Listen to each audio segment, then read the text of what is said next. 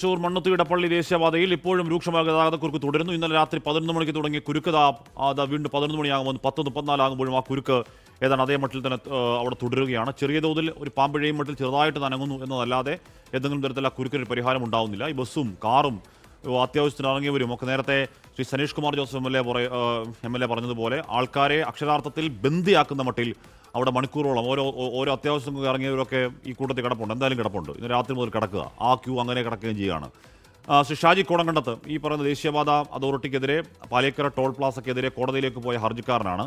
ശ്രീ ഷാജി കോടങ്കണ്ടത്ത്, താങ്കൾ അഭിനന്ദനാർഹമായ ഒരു പ്രവർത്തനം ചെയ്തു. ഹൈക്കോടതി അത് കണ്ടു, സുപ്രീം കോടതിയിലേക്ക് പോയി. സുപ്രീം കോടതിയും ഇന്നലെയും ഇത് തന്നെ പറയുന്നുണ്ടായിരുന്നു. സുപ്രീം കോടതി പറഞ്ഞു, ഞങ്ങളിതൊക്കെ കാണുന്നുണ്ട്, ഈ നീണ്ട ക്യൂവും ജനത്തിൻ്റെ ദുരിതമൊക്കെ ഞങ്ങൾ കാണുന്നുണ്ട് എന്ന് ദേശീയപാത അതോറിറ്റിയോട് സുപ്രീം കോടതിയും പറയുന്നു ഇന്നലെ. ഷാജി കോടങ്കണ്ടത്ത് ഹൈക്കോടതി പറഞ്ഞാലും സുപ്രീം കോടതി പറഞ്ഞാലും അവർക്കൊരു പുല്ലുമില്ല, അവർ മൈൻഡേ ഇല്ല. നമ്മളിവിടെ കിടന്ന് ഈ പരുവത്തിൽ നമ്മൾ ദുരിതപ്പെടണം. ഷാജി കോടങ്കണ്ടത്ത് തീർച്ചയായിട്ടും ഞാൻ 2021 ഞാൻ ഹർജി കൊടുക്കുന്നത്. ഇപ്പോൾ 2 മാസമായിട്ട് ഹൈക്കോടതി പല തവണ ഇവർക്ക് സമയം കൊടുത്തു. ഇവർ അഫിഡവിറ്റ് ഫയൽ ചെയ്തു, ഇവർ മീറ്റിംഗുകൾ വിളിച്ചു എന്ന് പറഞ്ഞു. അല്ലാതെ ആ സർവീസ് റോഡുകളിൽ ഒരു ടാറിന്റെ ഒരു കഷ്ണം പോലും ഇട്ടിട്ടില്ല. അതായത് കലക്ടർ എത്ര തവണ മീറ്റിംഗ് വിളിച്ച് ഇവരോട് പറഞ്ഞെന്നറിയാം. അതായത് യാതൊരുവിധ മുന്നൊരുക്കങ്ങളില്ലാതെയാണ് ഈ വെഹിക്കുലർ അണ്ടർ പാസേജിന്റെ പണി തുടങ്ങിയത്. നമുക്കറിയാം, വലിയ ടണ്ണേജ് ഉള്ള വണ്ടികൾ ദേശീയപാതയിലൂടെ പോകുമ്പോൾ അവർ മെക്കാഡൻ ടാർ അല്ലെങ്കിൽ BMBC ഒക്കെ ചെയ്തിട്ടുണ്ട്. സർവീസ് റോഡ് അവർ ഒരു ക്വാളിറ്റി ഇല്ലാത്ത വർക്കാണ് ചെയ്തിട്ടുള്ളത്. അവിടേക്ക് ഈ വെഹിക്കുലർ അണ്ടർ പാസേജുകൾ പണിയുമ്പോൾ ഈ ടണ്ണേജുള്ള വണ്ടി അങ്ങോട്ട് പോകുമെന്നോ അത് തകരുമെന്നോ ഇവർക്ക് അറിഞ്ഞൂടെ. ഇവർക്ക് അറിഞ്ഞിട്ട് തന്നെയാണ് ജനങ്ങളെ ദുരിതത്തിലാക്കാൻ വേണ്ടി ആ റോഡുകളൊന്നും ഇവര് മെക്കാഡൻ ടാർ ചെയ്യുകയോ അല്ലെങ്കിൽ മറ്റേ BMBC ചെയ്യുകയോ ചെയ്തിട്ടില്ല. മാത്രമല്ല 4 വെഹിക്കുലർ അണ്ടർ പാസേജുകളുടെ പണിയാണ് നടക്കണേ. ഒരു വെഹിക്കുലർ അണ്ടർ പാസേജിന്റെ അവിടെ 5 കിലോമീറ്റർ ആണ് ബ്ലോക്ക്. അപ്പൊ 20 കിലോമീറ്റർ ആണ് ജനം ബന്ധിയായിട്ടുള്ളത്. 20 കിലോമീറ്റർ നിങ്ങൾ മനസ്സിലാക്കണം.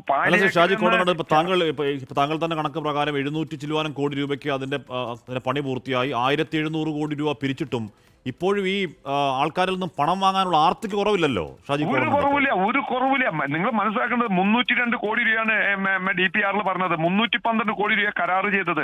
723 കോടി രൂപയ്ക്കാണ് കൺസ്ട്രക്ഷൻ നടത്തിയെന്ന് കണക്ക് കൊടുത്തിട്ട് ആ കണക്ക് അംഗീകരിച്ചിട്ട് അതുമേ പോലും ഇപ്പോൾ 1700 കോടി രൂപ കളക്ട് ചെയ്തിട്ട് ഇനിയും പിരിക്കണമെന്ന് പറയാം. 2026 വരെ പിരിച്ചത് എക്സ്റ്റെൻഡ് കൊടുത്തു 2028ലേക്ക്.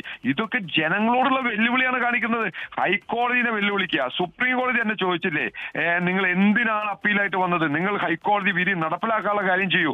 എത്ര ദിവസം വെയിൽ കണ്ടു, എന്നിട്ട് അവർ ചെയ്യാൻ തയ്യാറായില്ല. മാത്രമല്ല സുപ്രീം കോടതി ജഡ്ജി ചീഫ് ജസ്റ്റിസ് പറഞ്ഞു, ഷാജി കോടങ്കണ്ടത്ത് ഇവരെ ആരാലും ചോദ്യം ചെയ്യപ്പെടില്ല എന്ന അഹങ്കാരമാണ്. അതിന് കാരണം എന്താണ്?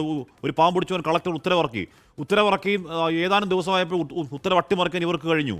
ഹൈക്കോടതി പറയുന്നു, സുപ്രീം കോടതി പറയുന്നു, കമാന്ന് മൈൻഡ് ചെയ്യാതെ ഒരു നടപടിയും സ്വീകരിക്കാതെ അങ്ങനെ എന്താണ് കല്ലിന് കാറ്റ് പിടിച്ച പോലെ ഇരിക്കുക. അഹങ്കാരമാണ്, ധാർഷ്ട്യമാണ്. ഒരു സംശയമില്ല. ജനങ്ങളോട് ഇവർക്ക് പുച്ഛമാണ്, ഇവർക്ക് ധാർഷ്ട്യവും അഹങ്കാരമാണ്. ഇവർക്ക് ഈ സംവിധാനങ്ങളെയും ജനാധിപത്യത്തെയും ഇവർ വെല്ലുവിളിക്കുകയാണ് ചെയ്യുന്നത്.